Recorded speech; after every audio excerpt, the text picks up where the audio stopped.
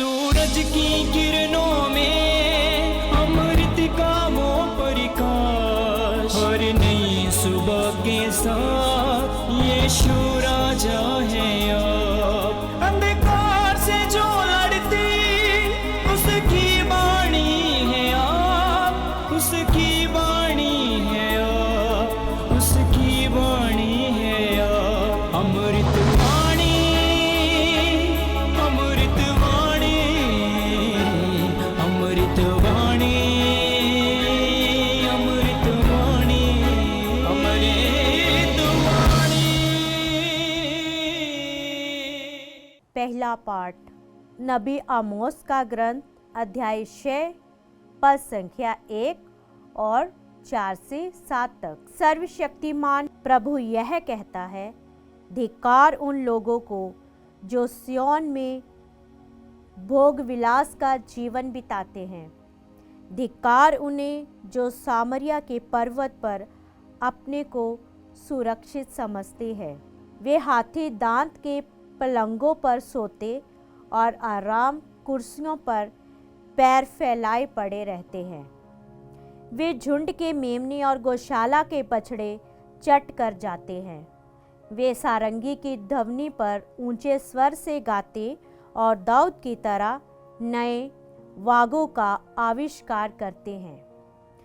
वे प्याले पर प्याला मदिरा पीते और उत्तम सुगंधित तेल से अपने शरीर का विलेपन करते हैं, किंतु उन्हें यूसुफ के विनाश की चिंता नहीं है, इसलिए उन्हें सबसे पहले निर्वासित किया जाएगा और उनके भोग विलास का अंत हो जाएगा।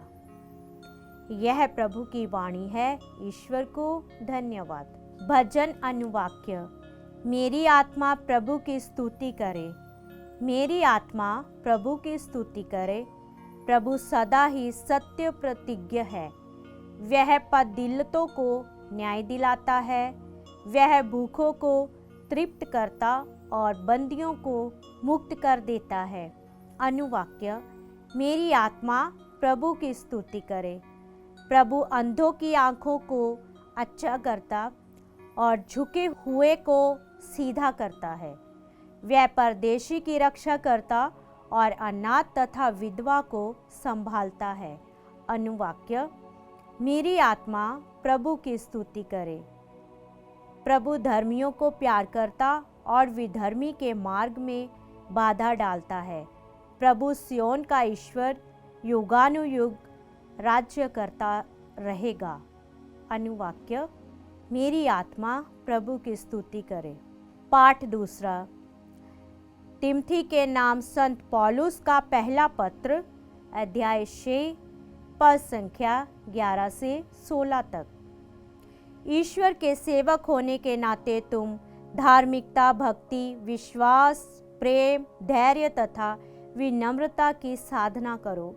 विश्वास के लिए निरंतर संघर्ष करते रहो और उस अनंत जीवन पर अधिकार प्राप्त करो जिसके लिए तुम बुलाए गए हो और जिसके विषय में तुमने बहुत से लोगों के सामने अपने विश्वास का उत्तम साक्ष्य दिया है। ईश्वर के सामने जो सबको जीवन प्रदान करता है और यीशु मसीह के सामने जिन्होंने पोंतियुस पिलातुस के सम्मुख अपना उत्तम साक्ष्य दिया है। मैं तुमको यह आदेश देता हूँ कि हमारे प्रभु यीशु मसीह की अभिव्यक्ति के दिन तक अपना धर्म निष्कलंक तथा निर्दोष बनाए रखो। वह अभिव्यक्ति यथा समय परम धन्य तथा एकमात्र अधीश्वर के द्वारा हो जाएगी। वह राजाओं का राजा और प्रभुओं का प्रभु है, जो अमरता का एकमात्र स्रोत है, जो अगम्य ज्योति में निवास करता है, जिसे ना तो किसी मनुष्य ने कभी देखा है और ना कोई देख सकता है। उसे सम्मान तथा अनंत काल तक बना रहने वाला सामर्थ। आमीन। यह प्रभु की वाणी है। ईश्वर को धन्यवाद। जय घोष। शब्द ने शरीर धारण कर हमारे बीच निवास किया। जितनों ने उसे अपनाया उन सबों को उसने ईश्वर की संतति बनने का अधिकार दिया है। हालेलुया। संत लूकस के अनुसार पवित्र सुसमाचार अध्याय 16 पद संख्या 19 से 31। एक अमीर था जो बैंगनी वस्त्र और मलमल पहनकर प्रतिदिन दावत उड़ाया करता था। उसके फाटक पर लाजरुस नामक कंगाल पड़ा रहता था, जिसका शरीर फोड़ों से भरा हुआ था। वह अमीर की मेज की जूठन से अपनी भूख मिटाने के लिए तरसता था और कुत्ते आकर उसके फोड़े चाटा करते थे। वह कंगाल एक दिन मर गया और स्वर्गदूतों ने उसे ले जाकर इब्राहिम की गोद में रख दिया। अमीर भी मरा और दफनाया गया। उसने अधोलोक में यातनाएं सहते हुए अपनी आंखें ऊपर उठाकर दूर ही से इब्राहिम को देखा और उसकी गोद में लाजरुस को भी। उसने पुकार कर कहा, पिता इब्राहिम, मुझ पर दया कीजिए और लाजरुस को भेजिए, जिससे वह अपनी उंगली का सिरा पानी में भिगोकर मेरी जीभ ठंडी करे, क्योंकि मैं इस ज्वाला में तड़प रहा हूँ। इब्राहिम ने उससे कहा, बेटा, याद करो कि तुम्हें जीवन में सुख ही सुख मिला था और लाजरुस को दुख ही दुख। अब उसे सांत्वना मिल रही है और तुम्हें यातना। इसके अतिरिक्त हमारे और तुम्हारे बीच एक भारी गत्र अवस्थित है, इसलिए यदि कोई तुम्हारे पास जाना भी चाहे तो वह नहीं जा सकता और कोई भी वहां से इस पार नहीं आ सकता। उसने उत्तर दिया, पिता, आपसे एक निवेदन है, आप लाजरुस को मेरे पिता के घर भेजिए, क्योंकि मेरे 5 भाई हैं।